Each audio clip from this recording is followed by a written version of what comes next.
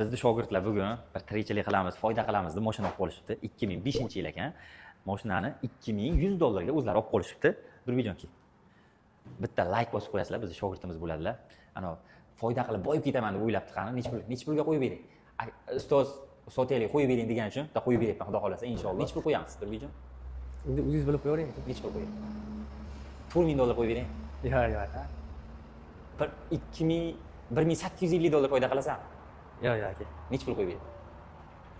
O'zimni shogirdim, o'zimizni qo'limizda ishlaydi. 5-4 so'm pul yig'ibdi-da. Shu yerda xudo xolasa biz bilan birga tirikchilik qilgisi kelgan ekan. O'zi odamlar birovni o'rtasiga tushib $100 foyda qilishadi. Mayli endi birovni o'rtasiga pul tukkan, mehnat qilgan, aytib tayyorlagan. 2005-yil ekan, 4 ta yumshoq balonlari yangi ekan. Ha, yangi-ya? Yangi. 4 ta yumshoq balon qo'yilgan, poliklar qo'yilgan. Motorlarni ko'rdingmi? Motorlarda shu. Old orqalari butun ekan. Mashinaning old orqalari butun. Kraskalari bor, lekin narxiga aniq bilaman, arzon. $2250 qo'yib beraman. Tushundingmi? Bo'ladi senga $150.